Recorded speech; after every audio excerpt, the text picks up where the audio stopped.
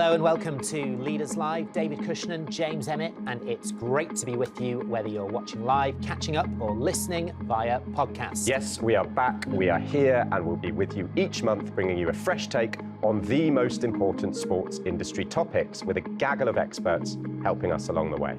We have a new home here at IMG Studios, more on that in a moment, but you can still watch us live on Twitter and LinkedIn. You can listen to us on the Leaders Sport Business podcast feed, and you can get in touch with us whenever you like. You can tweet us at LeadersBiz, or you can comment either underneath or to the side of the feed on LinkedIn. We're never sure, are we? Unclear. Underneath or to the side. Or if you really must, you can email studio@leadersinsport.com. Coming up, we'll be going deep on how the creator economy and sport intersect when we'll be joined live by Tim Edwards, who looks after athlete partnerships at TikTok. And Victor Bengtsson, Head of Content at Arcade Media, and your favourite YouTube creator collective, the Sidemen, will also be with us. But first, to set the scene on this exciting new season of Leaders Live, pick out a few trends and introduce us to our new home. Delighted to say we're joined by Adam Kelly, President of IMG Media. Adam, welcome, and thanks for welcoming us. Good afternoon and welcome to IMG Studios. Mi casa es tu casa es mi casa? See? Something along those lines. I think so. Great to have you guys here. Great to have started this partnership with Leaders. Picking up on a number of the things that we spoke about in our podcast, please listen if you haven't already. Yeah. It's really important that we showcase what I think many people in the industry know about IMG, that we have an incredibly strong production machine, and no better way to showcase it than to significantly upgrade your studio, to host you guys here, and to demonstrate, what we're about, and that is the importance of content production, the importance of high quality, high technical facilities, and no better place in the industry to showcase that than here at Stockley Park. Yeah. You're right, you referred to a podcast episode that you were on with us a couple of months ago, the Leaders Sport Business podcast. You were in our studio, a very high-tech, actually, studio, Adam, in the Leaders Wimbledon office. Slightly higher spec than this number here, but this is quite good, as you say. Tell us a little bit more about where we are, what goes on here. Why are we here in these studios?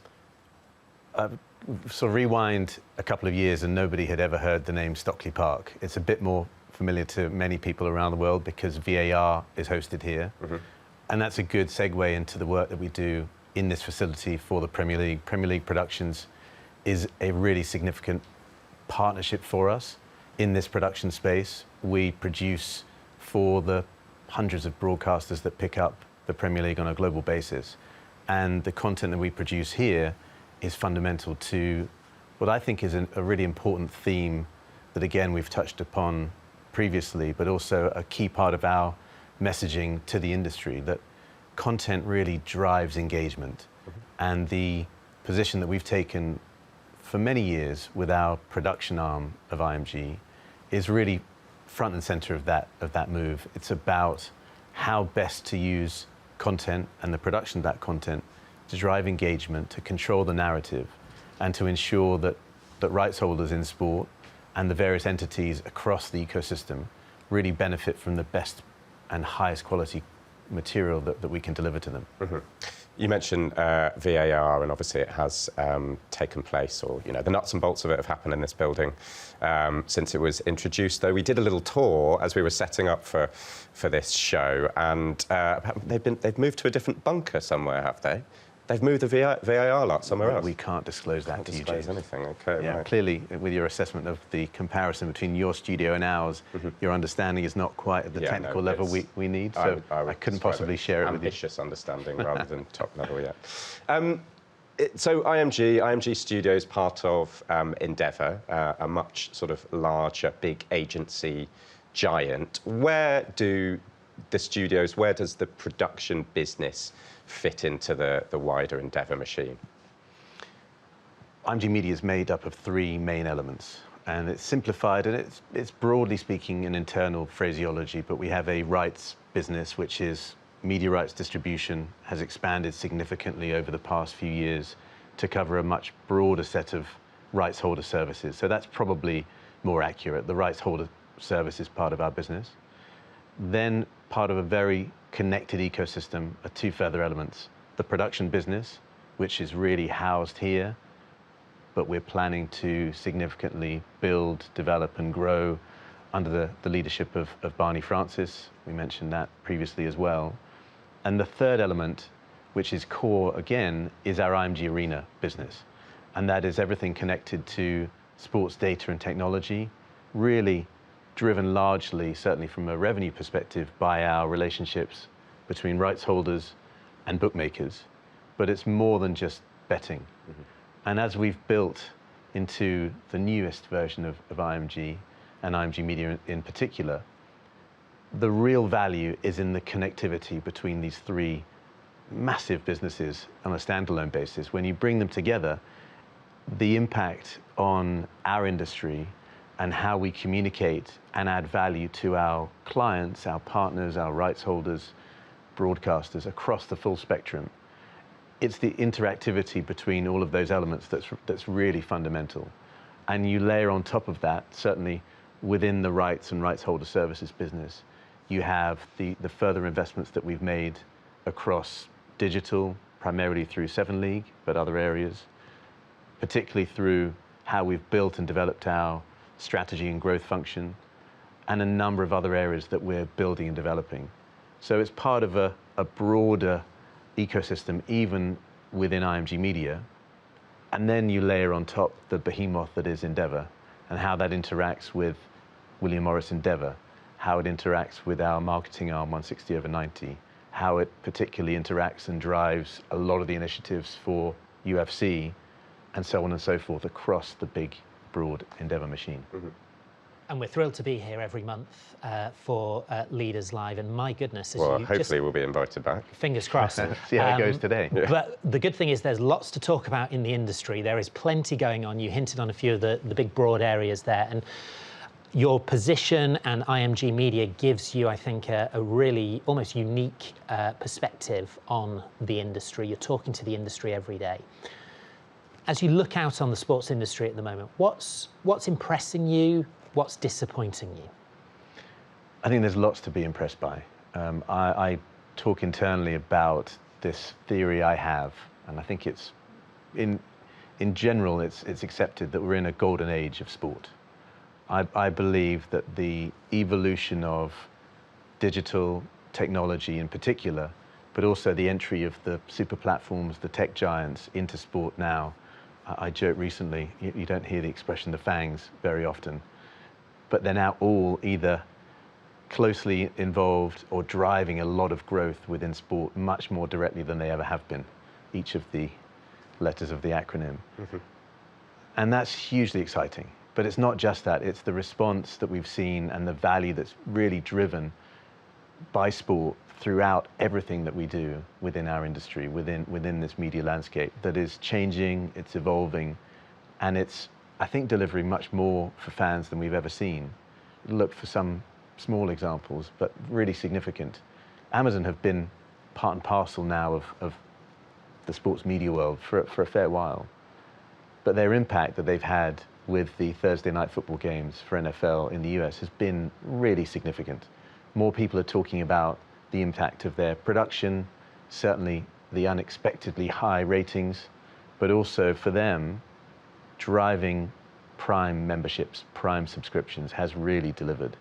And that just continues to propagate the narrative, which is absolutely accurate, that to get peak audiences, concurrent audiences, and to drive and succeed in this battle for attention, sports media is at the very, very top of that list. And as that understanding continues to evolve and permeate, then our industry benefits. So that excites me. That drives a lot of what we're doing, but also, disappointing for some. I see it as an opportunity and continue to believe in the mission that we're embarking on at IMG, that the landscape becomes and has become increasingly complex. How do rights holders connect with some of these tech platforms? How do they learn to speak the same language? How do they really build value together? Things have just got a lot more complicated.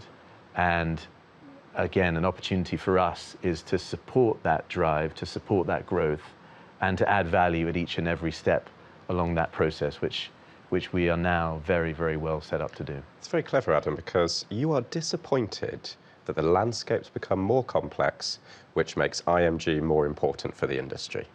What can you say? I'm Very good. a glass half full kind of guy. One of the things that was a hot topic really at Leaders Week London just a few weeks ago, when we were all at Twickenham and at various locations around London during that week, was this concept of innovation. And we've been through a pandemic, of course, where we almost saw forced innovation from the industry. How are IMG Media viewing this concept of innovation, fresh ideas, fresh thinking, new models in sport at the moment? What are you seeing that's working, and where do you think the opportunity as regards innovation is? It's something that has been front and center of my strategy since taking over leadership of the division 3 years ago, to rediscover this pioneering spirit, to be the innovators within the industry, to find ways to add value, to lean into what I think has been a long disconnect between rights holders and their fan bases. And innovation, I think, is happening at increasing pace in order to build those direct connections between the sport and the fan. We're driving and leading that as best we can, as often as we can, as much as we can, in areas where we've made direct investment, as I mentioned, with Seven League, but also in technology. We invested in a distribution optimizer called Singularity that are present in this building, about finding ways to maximize the delivery and acquisition of live content through the digital infrastructure. We've invested further with IMG Arena, but not just for sports betting technologies, for technologies that will permeate throughout our work with production and with our rights holder services, businesses like Signality, like FlightScope, gathering data and translating that into media value and added value products for media services and platforms, but also just looking at the holistic way in which we can service our rights holder partners. So historically, we would be quite lean back when it comes to really giving advice and guidance, expecting a lot from rights holders. And again, as things have got more complex, as things have got more challenging, it's really a lot to expect of a rights holder to be able to understand the full elements of technical, of data, of building brand value, of understanding sponsorship needs, so on and so forth. So we're trying to support in a much more holistic manner. With Seven League, for example, we will go in and offer auditing services so that we can help a rights holder understand really where they sit in a wider spectrum of their in-house capabilities, and then following that, how we can advise them, guide them, support them in building, developing, and growing further. And in many cases, we're also looking to form partnerships with best-in-class providers. I can think of the incredible guys at WSC. I spoke at their huddle last week, but we deployed their technology in many areas at IMG, including with Premier League Productions. I'm a huge fan of Greenfly and the service that they provide. And I could probably list a handful of others, video sites, many others that we believe are best in class in their particular field, and we partner and support their development. So, innovation is one thing, but actually driving value and a return from that innovation within sport with the knowledge and understanding that we have at IMG, I think that's the right combination play.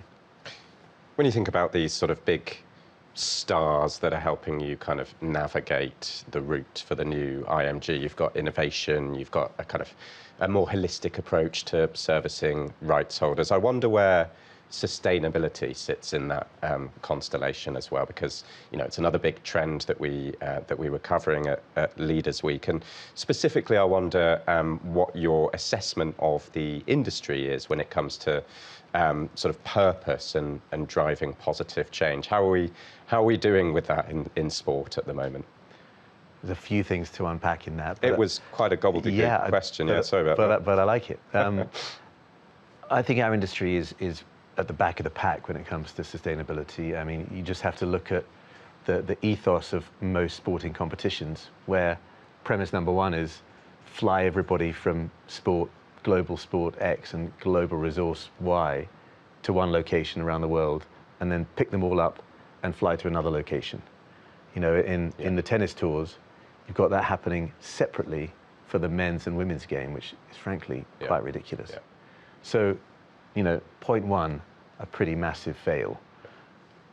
If you then start to dig beneath the surface, well, you know, the way sport has been established, you think that's a necessary part of the competition, that Formula One have to travel to different locations around the world. So once you're past that issue, there's then, you know, a major period of improvement to go through. It's certainly more of a focus for us. In this facility here, we're now operating on 100% green, renewable energy. We've got a mission to become carbon neutral by 2030, which, when you think about it, seems quite a long way away, but actually isn't. 2 Olympiads away. We're going to be there before we know it. And we're focusing a lot more across the board. How can we improve travel? How can we offset carbon? How can we build a number of new initiatives and actually hire experts from other industries into IMG to try and lead a bigger transformation project? When it then comes to purpose and purpose-driven behavior, in a broader sense, we've certainly gone through a big process in trying to really focus on purpose, and a big part of that is kind of everything we've been speaking about today, which is how can IMG really be much more active in the process of supporting sport, rights holder, leagues, cups, federations, and so on, to evolve to become the sports for the future, to engage with fans of tomorrow as opposed to fans of today and yesterday. Adam, you're a busy man. We've got time for just a couple more questions. And I want to ask one of them about the economic situation. You know, we've got a cost of living crisis, different challenges in different markets around the world. But the one constant, I think, is that we're probably entering a phase where fans have less disposable income to be spending on sport, on anything, on leisure activities in general. I wonder, as you sort of look out across the industry and you talk to some of the biggest rights holders in the world and other organisations within sport, what should those organisations be doing to prepare for that scenario where there's less money coming in from fans, potentially? James is going to laugh at part of this response, I'm sure. The trends that we're seeing across the board, I think, apply pretty universally. And, you know, I'm a big believer that there's no such thing as unique problems. I think the problems that generally being faced throughout industry, not just the media and not just the sports industry, are pretty universal. And the way that I've been looking at the business for a while, even before the latest crises, not just with the government in the UK, but the wider issues we're facing with inflation, is, you know, addressing it with a pretty common sense approach, which is how do we support sports to become more efficient, more effective, and therefore allow greater value to be created, not just for themselves or for the bottom line of the club or the league, but to then convey that value to fans. I've worked for far too long and far too many years with Barry Hearn, who's always been a big believer in giving fans value for money. You know, you look at the darts, you look at snooker, it's incredible. You know, the ticket prices are low, fans stay. I often say at darts, the only sports event, the fans stay after the final has been completed. So those fans get great value. How do we ensure across the board we're driving efficiency and we're driving more effective behavior for rights holders to ensure fans are more engaged, fans drive more value and add value into the ecosystem? So more of what we do on our day-to-day basis is what you're going to laugh at. It's like, well, you've engineered that, so it's I'm ready for it. Get more IMG. But I think what we offer is, you know, I'm always concerned when I see rights holders building up huge teams of internal staff. I question, you know, the Premier League operate on a very lean operation, and they're one of the, if not the biggest. You start to see clubs or leagues or other federations building up their teams, and I start to think that that's a very ineffective use of cost, of capital, and of their resources more generally. And I know there's other agencies out there, but certainly IMG offer an incredibly efficient vehicle to support some of these challenges. And it's general, but I think these, as I said, the problems that are being faced now are universal ones. And I hope that there are solutions out there. There will be some crunch, there will be some impact. And the trend of polarization means it's not going to affect everybody in the same way. The lower tier sports and the longer tail are going to suffer more than the premium assets that we know and love within sport. So hopefully there'll be enough opportunity for everyone to continue and get through this difficult period. Adam, we're grateful for you coming on. We're grateful for your wisdom. But we can't let you go before we've asked you one final question, and that is about our theme for today's episode. Is this your killer question? This is a killer question, yeah. The creator economy, right? That's what we're going to be talking about. So we're going to be feeling our way around in the rest of the show. It's a phrase we're hearing more and more of. We don't know what we're talking about. I mean, how are you and IMG thinking about that phrase? I'm a big fan of democratizing sport, of trying to get more content out into the ether, into the environment, onto social channels, onto other platforms, to drive engagement and to drive audiences back to live. The more that happens outside of the live window, and the more liberated that process is, the broader it is, the more we can engage with the key influencers of today and the key platforms, the key personalities that are really driving the conversation, the more we can appreciate and gain value from that non-live window for sport. So how do we see our role in that environment? Well, it's very much as the centerpiece, as an agent, as a middle operator between rights holders and the creators themselves, between broadcasters and rights holders, and between all of those entities and the fans. And we believe, and we've got plenty of examples where encouraging, facilitating, and helping rights holders and broadcasters appreciate that if you get a great piece of content, as we had with CBS and Micah Richards, out into the digital environment, it can, not the appropriate phrase post-COVID, but it can create that virality. And when pieces of content become viral, go viral, that adds in to the hard to reach areas of the world, the young demographics, the fans that are not tuning in to long-form live sports production. And that's what we need to capture. We've got to be constantly thinking, how do we take outside influences and draw those into our production mindset? How do we not get lost in our bubble of sitting in a studio like this and thinking we understand the world of sports fans, and importantly, the world of non-sports fans that we want to drive into our infrastructure, into the sports environment. So thinking and driving content from outside in is a key element of how we can shift the narrative. And kind of back to the start, where's our role? Where do I think, this is not just about the bottom line at IMG, it never has been for me. How do we have an impact on the industry? How do we become a positive force for change? It is about the creation and everything that we do in this incredible facility here. How do we use content to drive engagement? The currency of sport is not pounds and pence, dollars and cents. It is how many people love to watch sport, how many people want to talk about sport, how many people live and breathe this material. And the creator economy has a huge amount of positive impact to have on sport itself, and especially outside of that live window. And everything at IMG Production, everything here at IMG Studios is about shifting that narrative, having greater control by putting IP owners, the rights originators, in much greater control of that narrative and that storytelling than they've ever been before. And again, that's where, as IMG, we can really contribute. And from a personal perspective, I'd imagine you've got quite a large following on TikTok? I don't lean into TikTok You don't too lean much. in? No. It's the only bum note of the interview, so let's leave it there. Thank you very much, Adam Kelly. Great to have you with us. Thank you. This is Leaders Live in partnership with IMG. More in a moment, but first, a flavour of where we, and hopefully you, will be next March.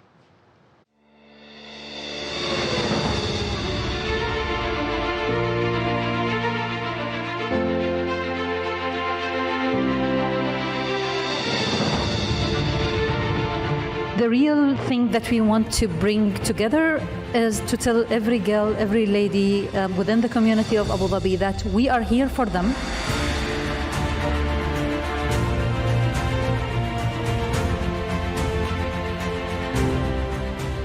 The way that we have impact is by establishing platforms that drive ecosystems.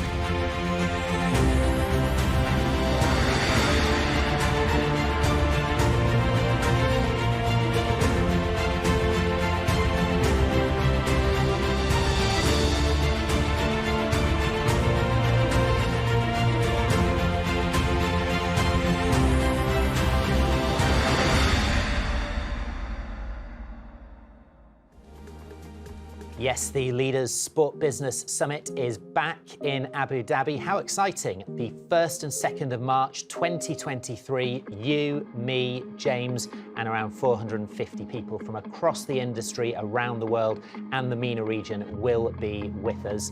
For more information, keep an eye on leadersinsport.com. Now, building on the fan experience, our in-depth focus today zeroes in on the creator economy and its relationship with sport. I've got figures for you, David. Go on.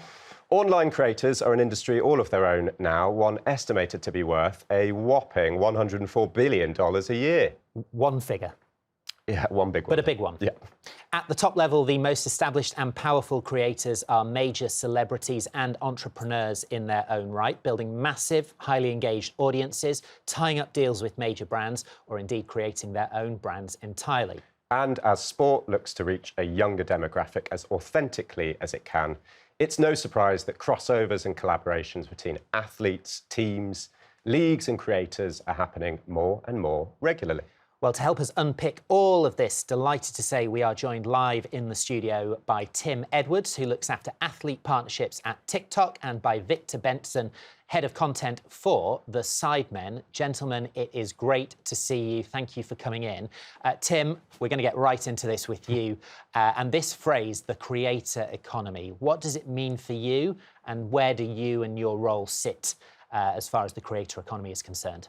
Sure. So I think in terms of kind of where my role sits with athletes, kind of for the last sort of 5 to 10 years, kind of one of the really sort of big buzzwords that's been going around the industry, sort of athlete media, and that's essentially an umbrella term for kind of athletes starting to kind of adopt sort of content creation and kind of the freedom and the access and the authenticity that comes with it at scale.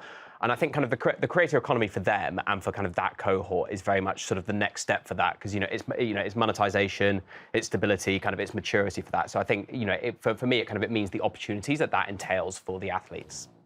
Victor, your take on the creator economy as a phrase? As a phrase, I think it basically means democracy for entertainment, and it means that we're putting the opportunity to create in the hands of anyone really around the world. Before you needed a studio, you needed a production team. Now you need a phone essentially to start creating. And on top of that, where I see us sitting as an organization with the Sidemen, it's that we're at the absolute forefront at this point. We're creating anything and everything, and we've tested basically every single pathway we could come up with. And as you said, we're now moving into more of an entrepreneurial state with the boys as well. So I think we're at the forefront of what the creative economy is. Victor, sticking with you, $100 billion a year apparently this economy is now worth. We got that from Fast Company, I think, David. We did, yeah. Or was it Variety? One of the best ones, yeah. It was one of them, yeah. Where's that money coming from, and where's it? Well, do you think that's true? And where's the money coming from, and where's it going in your experience? I think that the vast amount of money that's coming into the creator economy now is coming from an awakening. People are looking at why is it important for us to talk in a certain way, and why is there a group of people that have understood how to communicate in that way. So whereas you before put money into billboards, you're now putting it into the hands of, it could be micro-influencers even. You have someone with a small following, but they have an actual deep relationship to them, therefore they can convey a message that cannot be conveyed by a picture with a tagline on a piece of paper. So for me, yes, the money is coming in and it's coming from brands waking up understanding. Meanwhile, the infrastructures that support the creators have now traveled from like a starting point that we all knew maybe 12, 15 years ago, and now reaching a point where we're at the absolute top of entertainment, which also starts paying higher amounts of money to the people who have been here and understood how to play the game. So it's a mix for me. Let's dig in a little bit to the Sidemen, because in many ways there are many of us who think of them as a relatively new phenomenon, but actually I was reading that it's 9 years ago this very week. Is it a happy birthday situation? It is. It was certainly a happy anniversary since they were formally formed as a group. Tell us a little bit about how you have seen their development from the outside and now in your current role. Yeah, I think that for a lot of people who went on to YouTube way back, like when it started becoming a culture phenomenon, they would have come across the Sidemen if they were into gaming, for example. The boys, when you look at how a company or organization sets up, it can have something very basic. We met in a boardroom or we took off from a different company. These guys sat in their bedrooms playing GTA and FIFA, and then created a group and said, listen, I think we're quite funny, we should start doing content together. And from that moment onwards, we're now 9 years in. I joined them a year and a half ago. But what we've seen is that they've taken the personalities that they have and applied it to different things. Where it once was racing in cars in video games, it is now, as we just saw on the screen here as well, we went to the Royal Albert Hall and played hide and seek. So I think we've developed an entertainment group that now can do anything, and we can speak to anyone. And Tim, from your point of view, working for what has become the platform of choice for many of the world's leading celebrities, athletes, influencers, tell us a little bit about what you see as some of the keys to growing a profile and ultimately growing a brand, whether that's a personal brand or a sort of organizational brand on a platform like TikTok. Sure. So I think kind of for athletes when they come onto TikTok, the first thing you've got to think about is that kind of why TikTok is really unique is because the manner in which you'll serve content and kind of the funnel in which content is pushed to users is via our For You feed. Like it go kind of it's suggested content based on your interests, based on what the app thinks that you would be interested in watching. I'm seeing a lot of Gordon Ramsay on mine at the moment. Tim, I don't know what that means. You're interested in swearing? Yeah. It seems that way. Swearing and cooking. Swearing and cooking, much like him. But it's but kind of what that means. What that means then for your content is that anything you push, anything you create, anything that you push out has the opportunity not just to be seen by your own audience, by people who just follow you, but kind of sports fans globally who might be of interest. So the opportunity for virality with your content is huge. So you need to think about what is really interesting as part of as part of your sport, and what is going to be the most of interest to the widest possible range of users on the app. And I think kind of the really, well, at least my kind of favorite example was the Tokyo 2020 Olympics, where you saw this amazing content creation of scale from the athletes. Like the stadiums were empty. In terms of kind of media going out there, it was really, it was much more limited, obviously, but because of the pandemic. So you really saw this amazing kind of activation of kind of athletes taking their own initiative and kind of being their own journalists and kind of using the app to kind of to tell their own story across kind of the whole of the games. And that was through like a range of behind-the-scenes content. So it could be anything from kind of what they were serving in the canteen that day to this is how you do your laundry. This is what the COVID protocols are at the Olympics. But it was given that really unique athlete-first insight as to what life was like for them during the Olympic Games during a pandemic, and that was all being pushed out on TikTok at a really incredible scale. And it was athletes who maybe their followers ranged from kind of 10,000 to 100,000 or 1 million. Kind of it was really irrespective because the content was right, the content was interesting, and it was that was getting millions of views in themselves. One of my sort of favourite examples from that was a lady called Alona Mayer, who is a US Rugby Sevens player who was at the Olympics. She went viral because she has a very particular sense of humour. She was doing posts about what Tinder and Hinge was like inside of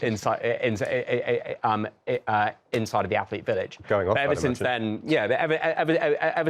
she's gone on to kind of still get millions of views on her platform, and I think she's a really good example. She's a really kind of perfect example of where an athlete can go in with the mindset of a creator, have the willingness to experiment with your content on the app, and as a result, kind of your reach and your audience actually really starts to kind of transcend your own sport in terms of the ecosystem that sport has on the app. Should we have a little peek behind the curtain, David? Oh, go on. Because before we came on air, we were talking about a couple of things. One, some speculation about how much money Liz Truss might be able to make on the after-dinner speaking circuit. Well, we've all got different views on that. Yep. And two, we were throwing around some names of some athletes who really get this sort of creator culture, and I thought that was the most interesting bit of conversation, actually. Yeah. Let's put it to the guys, not the Liz Truss stuff. No. Who are the athletes that you think really get creator kind of culture, who are doing it really well? Let's start with you, Victor. Yeah, when I think of the creator, we speak of it as a big term, creator economy, right? And that is something that is used, whether you're in a business meeting or in a boardroom, that is a term that is used. If you go to a living room somewhere in England today, I don't think creative economy is the word you'll be using. When I try to speak about it, especially around athletes who understood it, they are people who are willing to come down and speak to the creators like they're just people. So they'll suddenly set up a Twitch channel, or they'll suddenly show up on an Instagram Live with someone they didn't expect to be there. And they'll start talking to you very much like we just looked at the Olympics. Tinder, what is that like if you're a successful athlete? That's a question no one would ever touch if it wasn't for TikTok, in a sense. So it's people who dare to be human. Yeah. Which I think is also for us as a collective, the Sidemen, is that they've allowed that to happen. You become friends with these guys and you get to see whatever they're doing. Meanwhile, in traditional sports, that is usually hidden and not fully there. So I would say my favorites right now, Alphonso Davies, I think, is doing incredibly well. It's just so fun to see him. He came out with KSI at his performance not long ago, and the response there was crazy. I know he's not active anymore, but he's a pundit now. Mika, sorry, now that I met him, we said that wrong in the studio as well, but Mika came on our podcast not too long ago and just opened up about what it was like to know Zabaleta over a period of time, just talking very, very like a friendly guy. The laughter contagious, but he was just there. Daring to come down and do that with people who already have amassed a massive following, but speak to them like they're just another guy at the pub. That is really what it's all about for me. And how much of that, Victor, do you think is down to the fact that we now have a generation of true digital natives as the young wave of athlete superstars coming through? You know, this is all they know, this is all they've experienced, and it feels much more natural than perhaps it did for athletes who were in their prime 5, 10, 15 years ago. Yeah, and I know we speak a lot about tech savvy, right? I think it's more not necessarily being tech savvy. It's more like you're either born post or pre a world of the internet. You're either brought up online or you're not. If you're born between, say, 88 and 94, you're somewhere in between. But if you're born after 94 and you're part of Gen Z, then you're suddenly in a world where you lived online, in a sense. So I don't think it's so much about them being tech savvy, for example, or they understanding that this is how the world works. It's more that they cannot have what we kind of were brought into. It needs to be real rather than filtered. Yeah. I think just kind of one thing that I would add to that is that one of my personal favorite athletes who's really kind of optimizing the way in which he uses TikTok is Tom Brady. Now, Tom Brady, you know, he's an athlete, as we all know, he's into his 40s now, I think. He's quite old, really. Yeah, exactly. Yeah. He's adopting a new app towards the end of his career, although his career seems to just be going on and on. Endlessly, but you know he's leaning into a way like he's doing duets, he's doing clothing transitions, he's doing musical trends, he's doing day in the life, like, you know, all the kind of bread and butter sort of kind of creator-led formats for TikTok are things that kind of he's really kind of taken to like a duck to water, and you know a lot of the ways he's kind of worked out this kind of editorial angle on which he can approach them, where it kind of, you know, it is like a slightly older guy who maybe doesn't kind of really quite understand why he's doing them. But because he works at that angle, it's really authentic and it really works. So I would say that it doesn't have to be an age thing in terms of what stage you are as an athlete and which you kind of adopt and throw yourself into the app. We've got a few interesting questions that are coming in on the platforms. Do keep those coming on LinkedIn and at Leaders Biz. A few very recent ones that I'd like to come to soon. However, I've got one to put to you guys first, and that is... Is this another of your killer questions? No, this is sort of warm up before the kill. So we're talking about the creator economy, and the economy is obviously, there's a notion of money going around. When we talk about athletes or creators that are doing things best, we're obviously, maybe we're beating around the bush of the buzzword authenticity, but that's what's really important, right? People who jump in and do it in a natural way. What are you seeing in terms of the way that creators are able to integrate commercial content into what they are doing when the audience that they've got is increasingly kind of savvy to the fact that they're being pitched at all the time?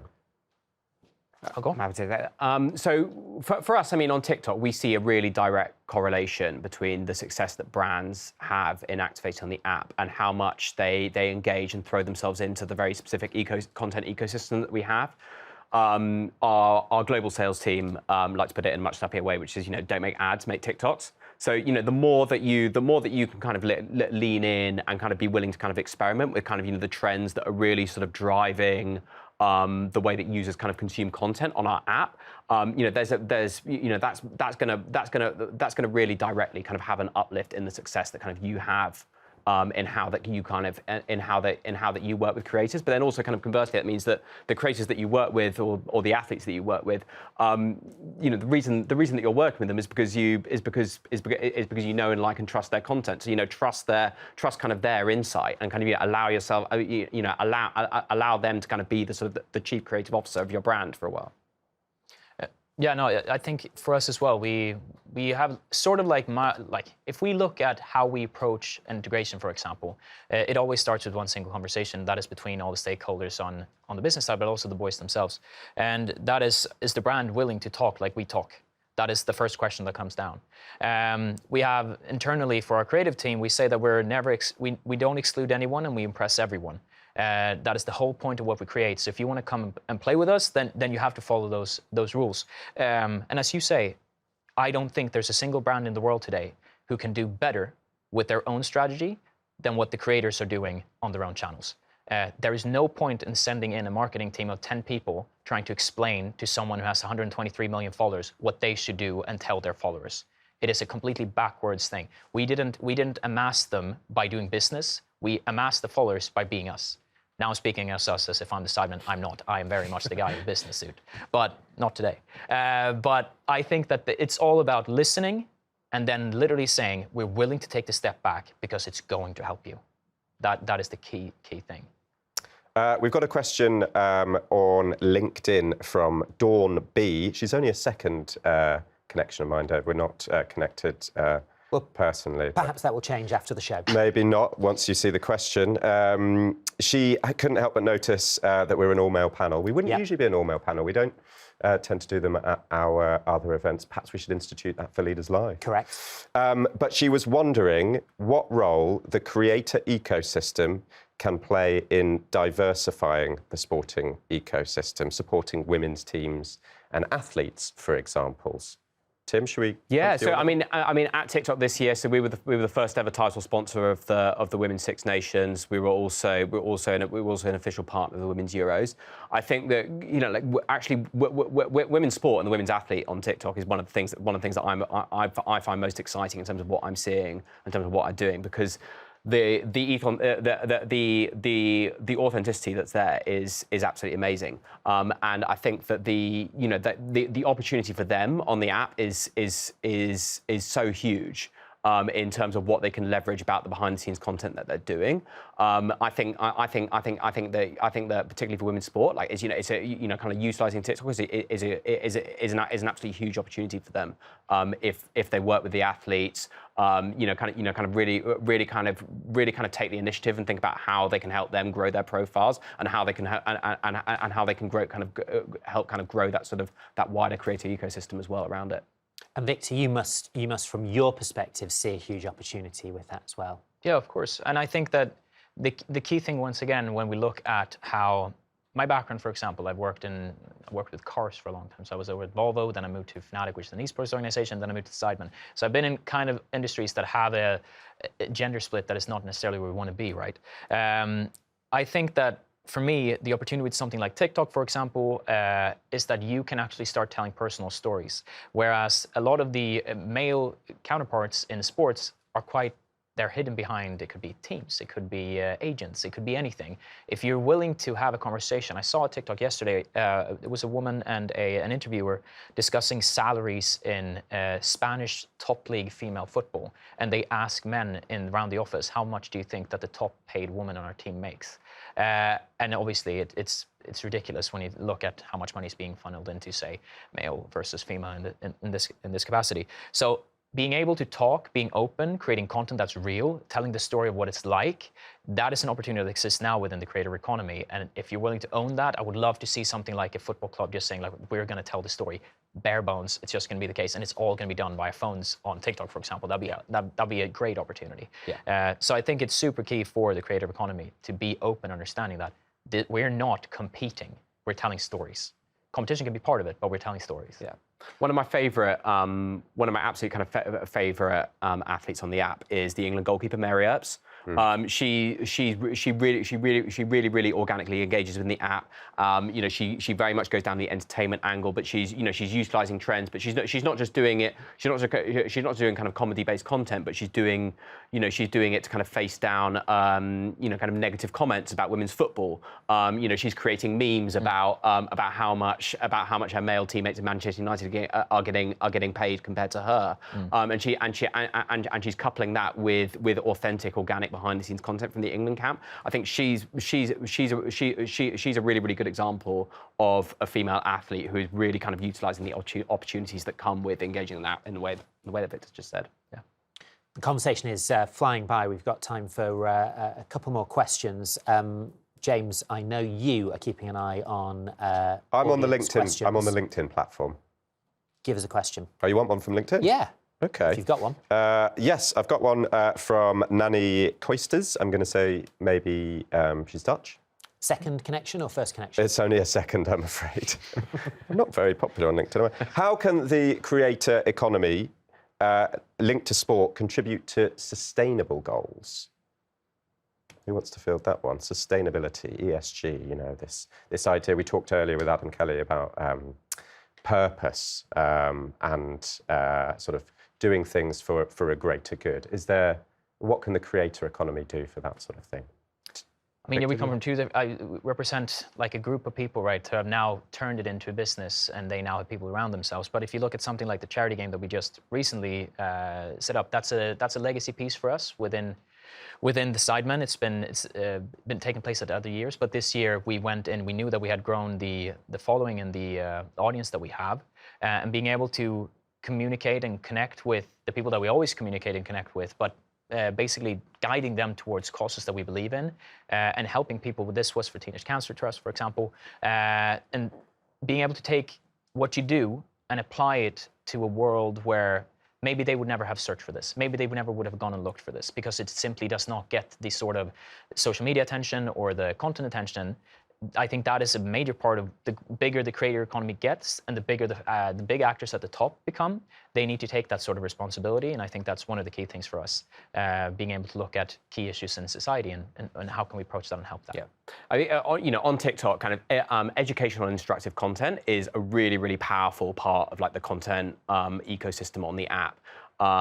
you know, like what we're seeing is that even kind of athletes like taking that as like kind of a duck to water, like engaging with the trends and using it to create kind of issues-based content around kind of what they're passionate about. So like we had World Mental Health Day last week, and we had Harry Kane engaging, posting mental health instructive videos about what to do if you're feeling depressed.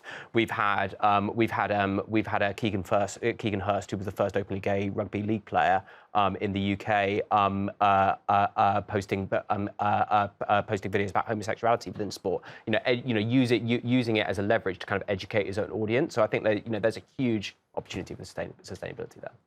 One last question for you both. There'll be a lot of people watching who are working in the sports industry who are really keen to tap into this creator economy in a greater way, and let's be honest, get their hands on some of that 104 billion that's sloshing around in it. What's your one piece of advice for sports organisations, whether they're teams or leagues or even agencies, who are looking to do more in this space? Tim, we'll come to you first. Yeah, so I mean, kind of, you're going to get, you're going to get yourself kind of a much kind of bigger slice if the ecosystem within your sport that exists online, whether that's athletes, whether that's creators, whether that's media organisations that have developed huge audiences online and are consistently creating great content, that's only going to deliver a net benefit to you ultimately. So I would say, like, take the initiative and kind of be proactive in terms of growing that. So, if you're not happy with kind of the kind of range of creators that might exist, think about what's a really impactful plan that could help grow their audience and can help educate them and help grow their content as well. And similarly with the athletes, work with them and be collaborative on the kind of behind the scenes content that's going to help them grow. Yeah, on my end, I think that it's two ways. One is start looking at what the product of your sports entertainment piece is. I keep coming back to this conversation that happens after every game. It's a post-match interview that's like 45 seconds. No one cares. There was always been an interview like going along the lines of, we scored 2 goals, the team did great, fantastic work, then take it off. If that could be transformed into 10 different versions, what can we do with these 45 seconds? That'd be exciting. So we like develop your actual product, because we are not talking to the same people we were talking about 35 years ago. The second part of it is start listening to your fans. Your fans are also growing up, but they're also fans who need to be catered to now that did not grow up for example, with a father who supported a team or a mother who supported a team. They need to be spoken to now. We have Arsenal, for example, signing on, making Prime their sports drink of choice, which is KSI's brand alongside Logan Paul, and suddenly we have someone we call Arsenal in their prime. That is now a social trending thing. He supports this club obviously personally, but that is a move saying, listen, we see what's happening in the world and we want to be part of it. But that is them listening to Logan and JJ rather than Logan and JJ coming to them saying, hey, you should drink this because it's a good drink. Chaps, I'm afraid that is all we've got time for. So Tim Edwards, Victor Bengtsson, thank you very much indeed. And thank you to Adam Kelly, somewhere off in the wings too. And thank you at home for watching. That is it for Leaders Live. Good to be back. We will see you in November the 10th. Join us then. Thanks for watching. Bye-bye for now.